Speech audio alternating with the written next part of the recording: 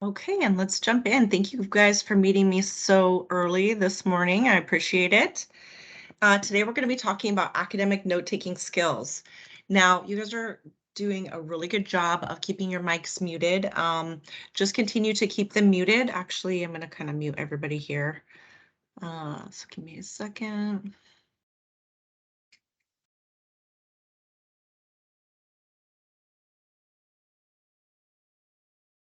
Okay, I can't mute. So just kind of keep your microphones off. If you have a question, you can go ahead and type it in. It seems like some of you are watching this in cars, so it's okay if you need to interrupt. If you have a question, just make sure to kind of like turn the audio on and off and remember to do that so that, we don't get interrupted with the background noise. But okay, so let's jump in. So the first thing that I want you to do, and try to do this today if you can, if it's not possible right now, that's okay. But one thing that I'd like you to do is check in via the Navigate for Students app if you are a GPS student. If you're a GPS student, you'll have a special thing that says to-dos. And basically it looks like this. You can just go into your Navigate app, click on to-dos. Then over here, you'll have a lot of events. If you have this event here, just go ahead and tick it. And that's kind of like checking in for the event. If you're a GPS student, you are required to stay for the whole presentation. So just ticking the to-do won't be enough. For anybody else, if you have the to-do, go ahead and tick it, but I don't think that everybody has it. Okay, everybody.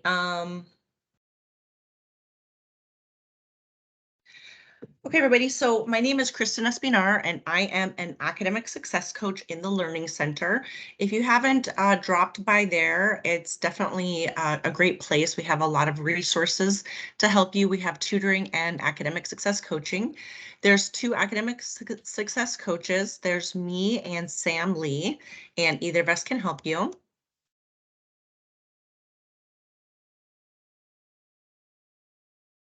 And these are the rest of the resources that we offer. So we offer workshops like what we're doing right now. Every semester we say we're going to do less workshops, but we just get super excited and end up doing workshops like every week. So we have a lot of workshops. Go ahead and check out our page. You can go to UWGB, the TLC page, and check out our events, see if there's anything else that you're interested in.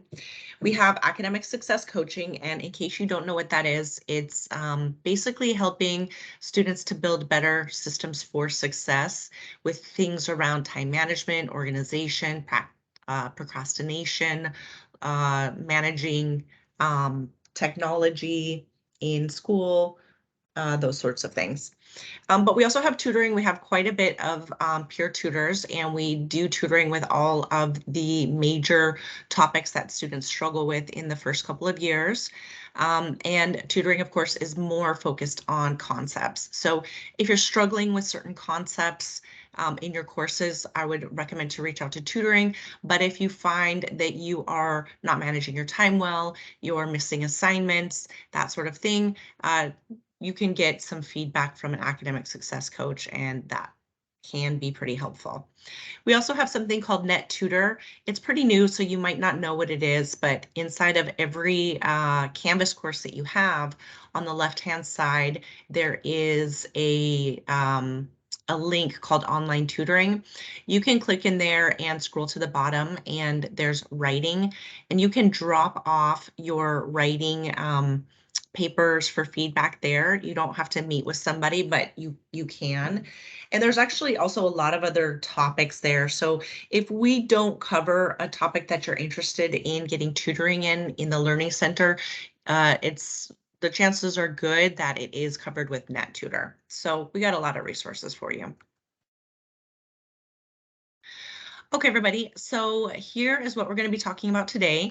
I had a lot of requests for learning about the Cornell note-taking approach, so we'll be talking about that method. We're going to talk about abbreviations and other tips for note-taking. We're going to look at a critical thinking approach to note-taking for humanities and tips for note-taking for math. And you guys, if you have any good tips that you want to share, go ahead and just type them in as we go into the chat box. Okay, everybody, so let's dive into the Cornell method first. I'm going to give you a quick overview and then I'm going to show you an example. So the Cornell method is like this little diagram that I'll show you in a minute. And it has three parts to it. So on the right side of the diagram, you're going to take notes. And this is basically like the bulk of where you take notes. But then on the left-hand side, you synthesize your notes and you basically take out all the important points from your first kind of note-taking session and use it. I like to think of it as using it as like a reminder section. And then at the bottom, you summarize. Now, I know this is super theoretical, so let's look at it in action. Down here. Okay. Okay, and if anyone wants a copy of this link, I basically did it in a Google Doc. So you could just ask me and I'll share this copy with you. If I were a student now, this is what I would do. I would put it in a Google Doc and I would probably copy paste it onto several pages so that every time you go to your class, you can take notes and it's all in the same document.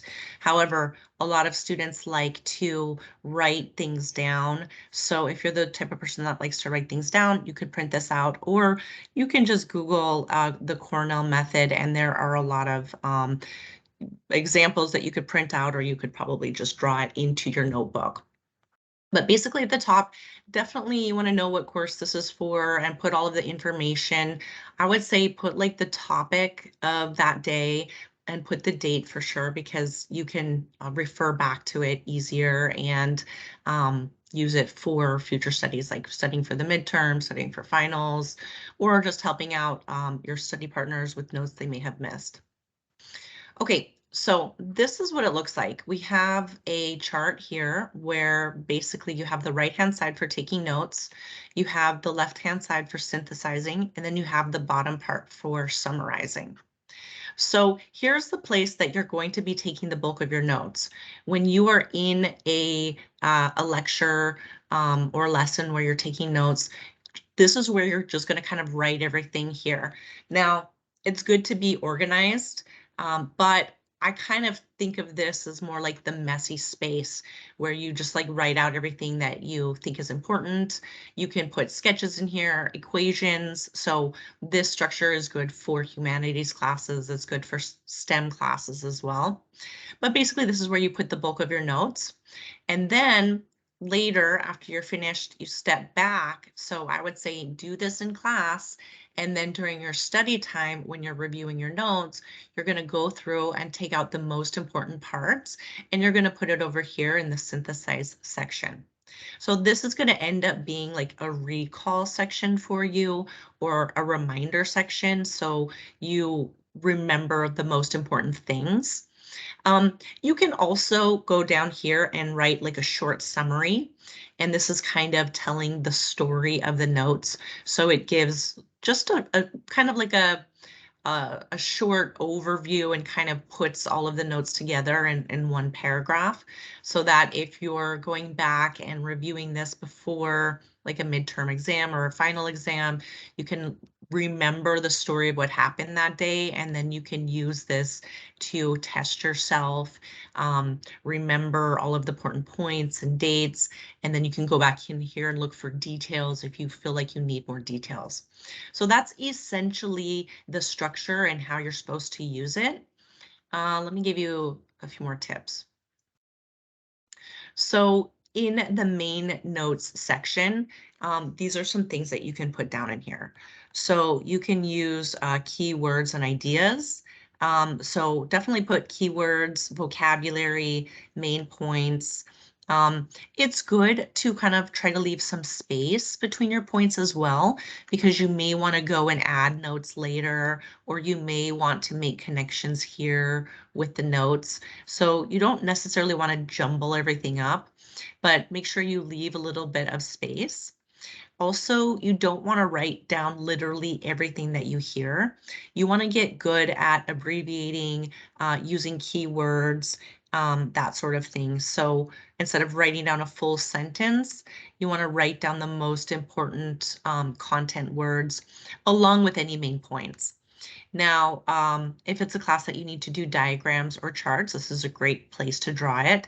The same with formulas and equations. I would say, you know, if you're working on a humanities course and they're introducing a main point, it's always good to write down examples and evidence, because you'll need that later when you're writing a response to it or a paper. This could be a space for case studies. If you're working in a literary class, I would definitely be like kind of writing down the different themes of whatever story you're working on. You can also put critiques here, so you can talk about the strengths and weaknesses of something, quotes. So like I said, this is kind of like the dumping ground for your notes. And I want you to write down all the points and details that seem important to you. Now, like I said, use abbreviations. This is going to help you be more efficient in your note taking.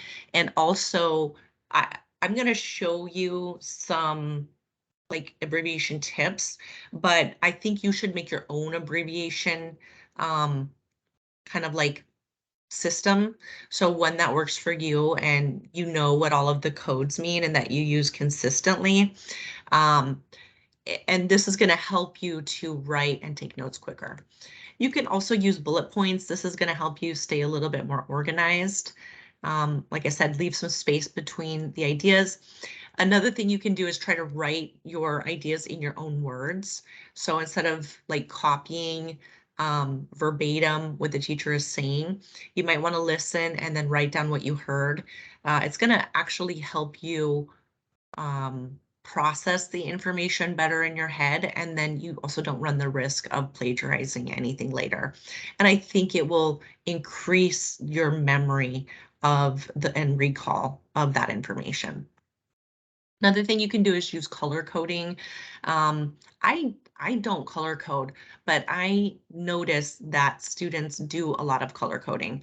So if you feel like you can add some type of color coding system, this is a great place to do it.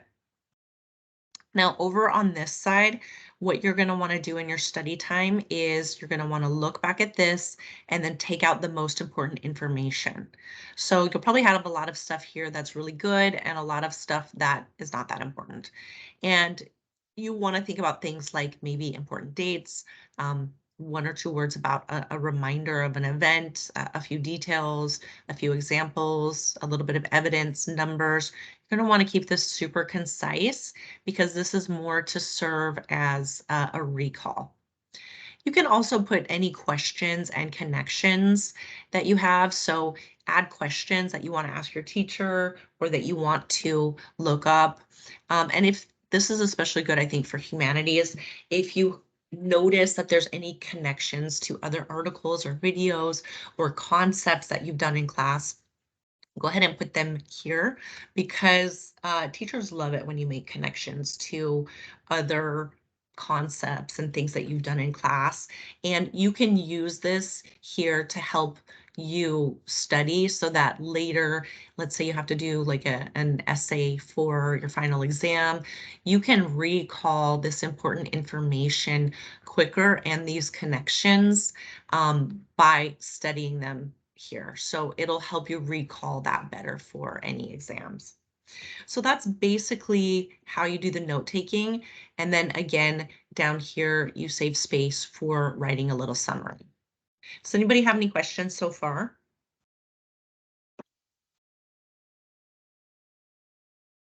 If so, and you're able to, just go ahead and type them into the comments. Let me check the chat here. Okay. Okay, so back to note-taking skills. Okay, so just as a review, the main concepts of this method are to take notes. On the right-hand side, this is the bulk of your notes. On the left-hand side, synthesize, and then in the bottom, summarize.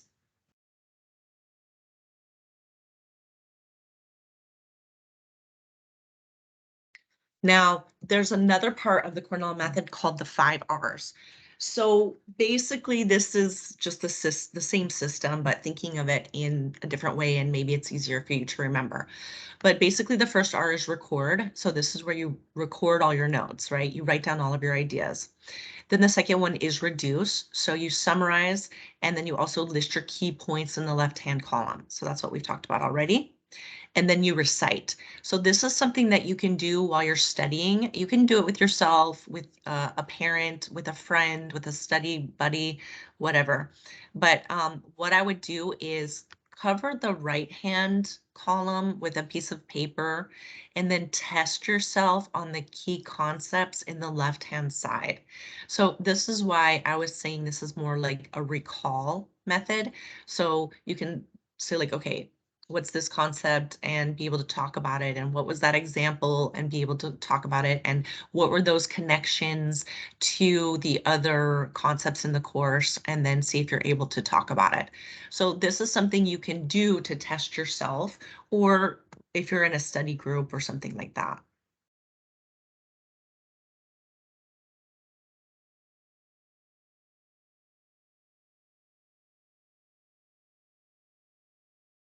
Now, the next part is to reflect. So reflect on the information given and think about the connections and questions you have. We covered that. And then review your notes for the tests. So again, I was saying it's a really good idea to keep all of this in. I personally would do it inside of a Google Doc because you don't lose Google Docs.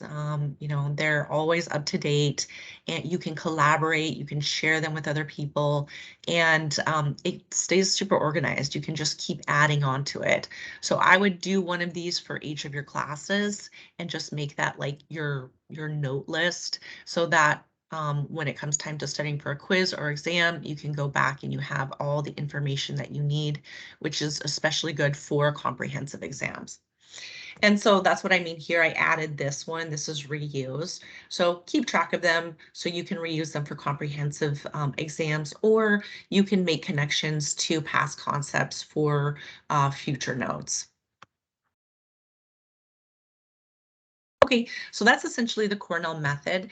Now, when I was in college, I definitely did not ever use that. I did note taking more like this. So, and I think this is a good method too. And honestly, um, you can, again, I'm going to recommend Google Drive because you can start a new Google Doc and there's like some different note templates that you can open up and kind of mess around and see what works for you. But if I were studying, I would probably do something like this. So it's very similar. I would do the name of the lecture, can put the date, and then here you can also just take notes. I would take the details, events, examples, evidence, quotes, formulas. So all that we talked about before, really, that was in the right-hand side of the chart. I would put it here, and I would put questions and connections, and then I would write a summary of notes here. So this is a simpler version. It's not the same as Cornell Notes because it doesn't have the recall system built into it, which I do think is really good. But, there's not only one way to take notes. You need to find the way that works best for you. Again, I would totally recommend using Google Docs because then you can just copy this onto the next page and keep a running total of your notes.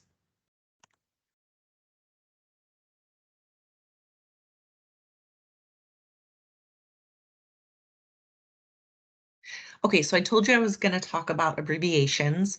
So here's an example of things that you can do for abbreviations.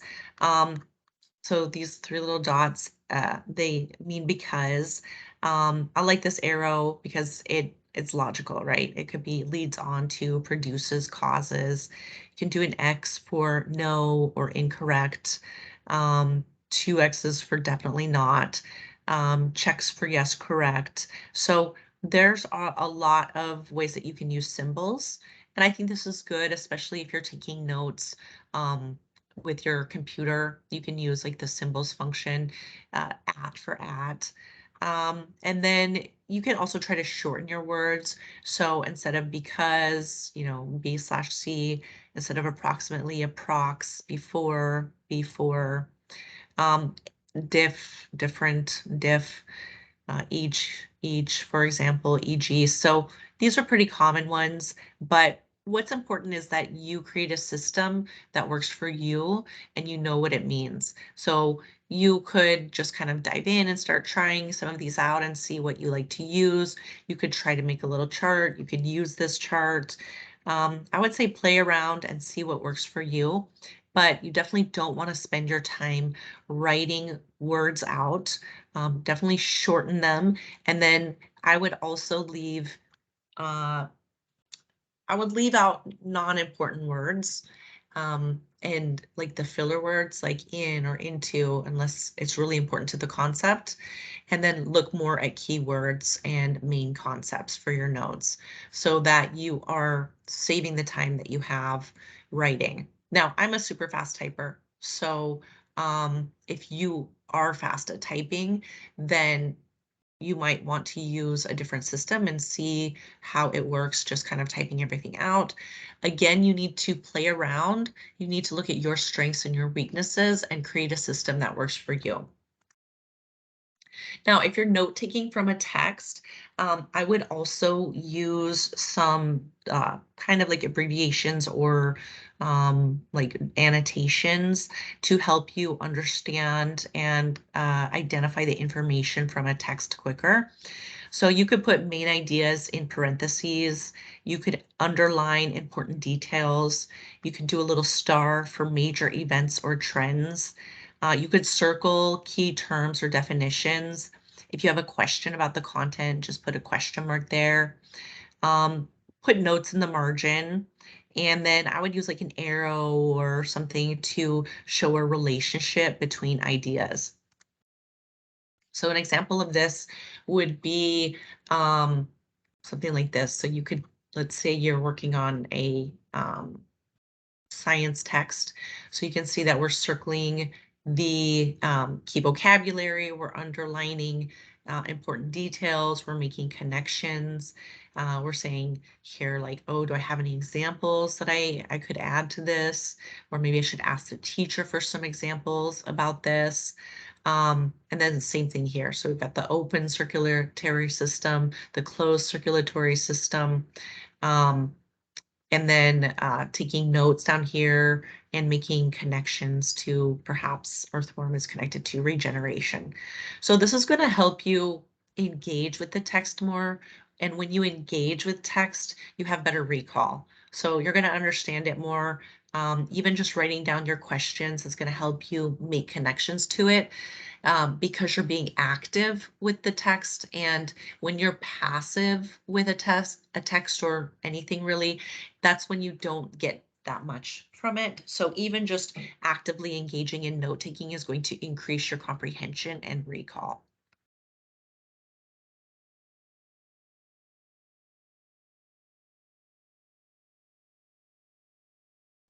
Here's a few more tips for note taking for reading. Actually, this is probably good for like lectures and or maybe videos as well. But let's say you have to do a response paper at the end of the week and you need to watch 2 articles in a video. So before you start, you need to know the purpose. So what are you doing with this information? What are you going to do with these 2 articles and a video? In the case that I just mentioned right now, you're going to write a response paper, but it could be that you have to do a discussion post or maybe a research essay, or maybe prepare for a test or create a study guide. So basically knowing what you're doing with it is going to help you maximize your study time because you can organize the way that you take notes in the way that you are going to be able, that you're going to need to use it. So if you are, let's say you're doing a response paper and you have a couple of prompts that you need to respond to, you can start the notes with the prompts. And then as you go through, you can start taking notes along with the prompts so that when you're done, you're basically already ready to write your response. So you're kind of saving time. I would say don't just like read it and then look at the task and then go back and take notes. Know what you're doing ahead of time so that you can combine the reading and the note taking. Again, you want to look for important concepts. So key terms, important events, definitions, examples, main ideas, details, everything we've talked about before. And remember that in your textbook, there may be some resources there that are good for you to use. So chapter summaries, chapter review, there could be review practice, glossary, all of those are good tools that people overlook and that can help you study more efficiently. And also, review your notes and make sure your notes are good. Now, we just talked about note-taking for humanities and in terms of the response paper. And so I want to give you a little example here. Usually you have to do some critical analysis when you're doing humanities work. So let's say you're writing a response paper or an essay and you're taking notes on something. You want to take notes for critical analysis and you want to do it in a structured way. So for example, if you're looking at something like let's say you're studying women's rights in history and there's looking at a variety of events that were important to women's rights. You could structure your notes like this. So you can say like, okay, event 1, and then who are the people that are important here? What are the important details? What are important events that happened? What were the results of this event? You always want to provide evidential support. It's going to ground everything that you do for writing. So, and this is just a good rule of thumb for writing. You're going to want to introduce an idea, explain it with details, and then support it with examples and evidence. So anytime that you are taking notes, I want you to look for evidence and examples because it's going to ground that essay for you. And then also you may want to make connections to current events. So what's happening today with women's rights and how can it connect back to this event? So I would kind of copy paste this and then use the structure for all of the important events in the reading. And the notes would look something like this. So the first event could be birth control. An important person is Margaret Sanger. We're going to look at important dates, 1916, when the first birth control clinic was opened, and the results of that were Planned Parenthood, birth control methods, safe, effective method of family planning, then providing evidential support. So here we have like an actual quote from it. And one thing I would say is like use the page numbers so that you don't have to go back and look for it. So write down the quote exactly. This is where you do want to do it step by step.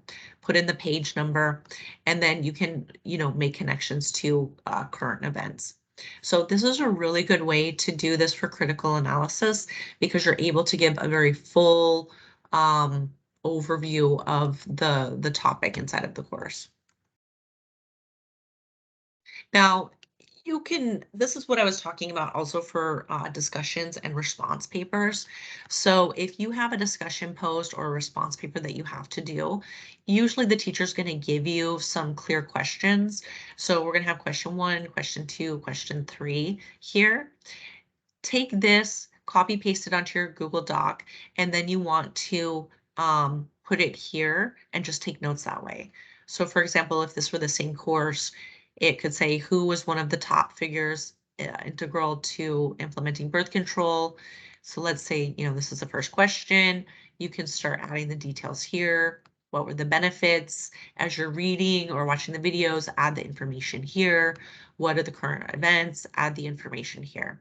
So this is where I'm saying get this part organized and then take your notes as you're reading so that you're saving time.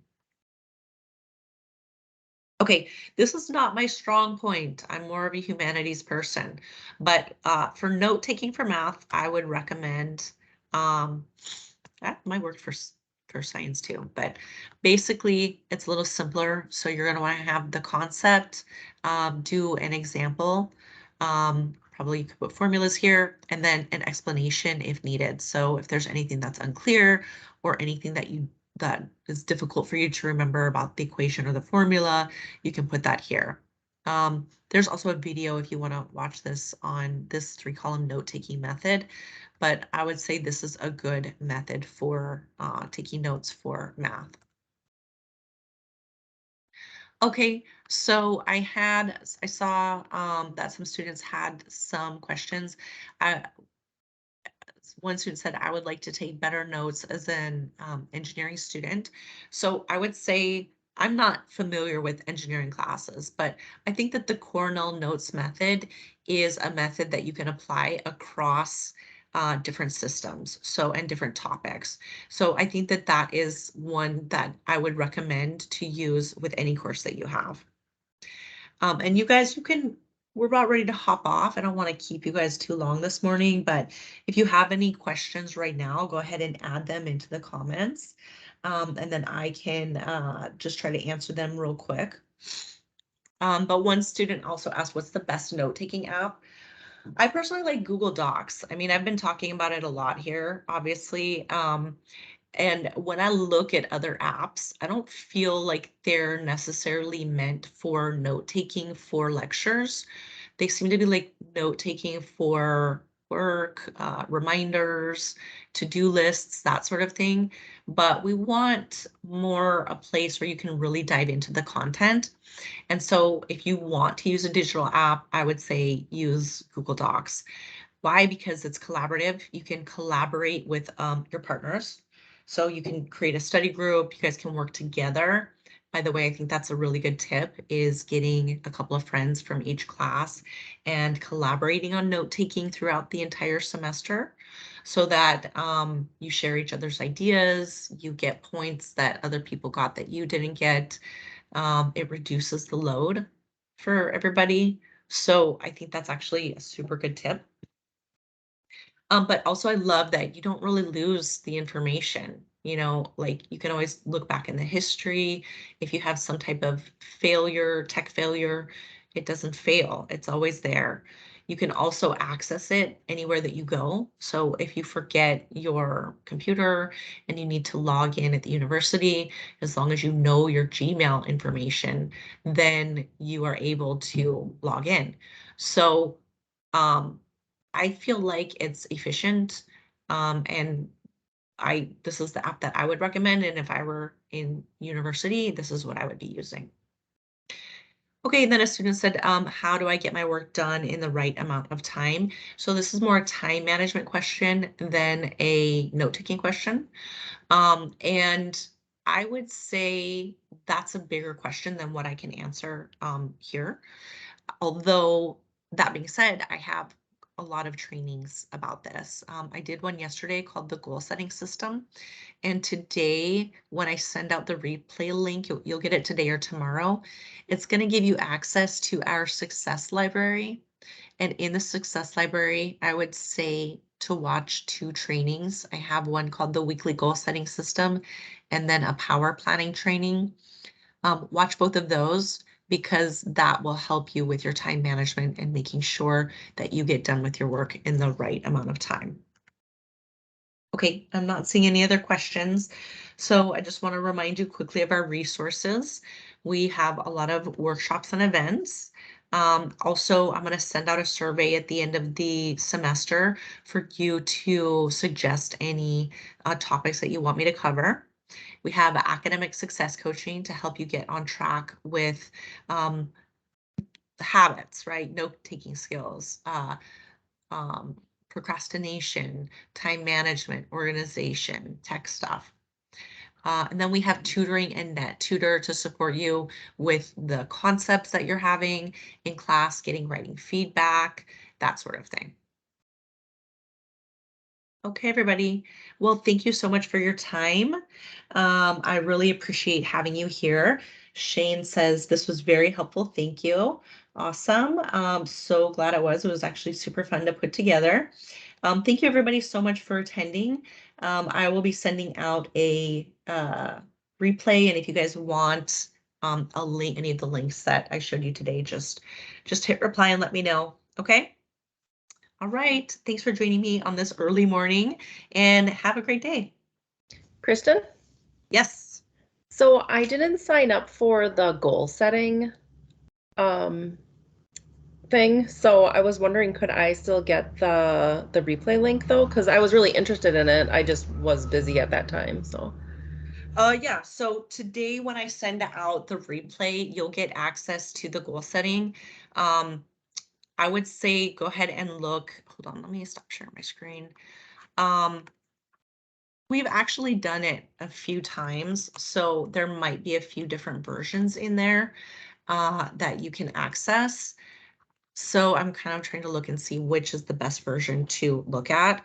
But one thing that I also do with all of my students, almost all of my students, is when I work with them, I sit down and we talk about basically the same concepts, and I will do the training for them. So if you want me to do like an individual training of the weekly goal setting system for you and your life specifically, then you know, you can also set up an appointment. Let me show you very quickly what you'll get today. So this is our success library. This is the training I'm talking about, the goal setting system, and then power planning. So these are all trainings we've done in the past.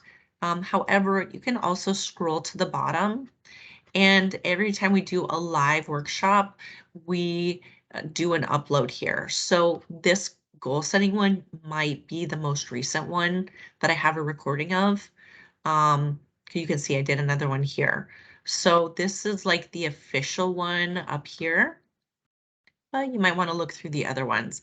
And again, if you want to do like a private one, then just set up an appointment with me via Navigate. Okay, so I didn't realize this was all on Canvas here. So and I'm a senior, which is kind of funny. So I can just go on Canvas and sign up for the Success Library. No, you have to use the sign up link that I'm going to send you via email.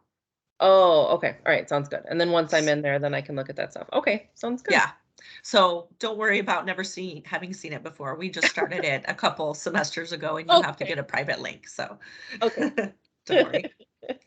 Well, thank you so much for everything. I appreciate it. Yeah. Yes. Thank you for attending, everyone. Have a Let me good day. see. Yep. You too. Okay, everybody. If I don't have any other questions, I'm going to hop off. All right. Okay. Have a great day, everyone.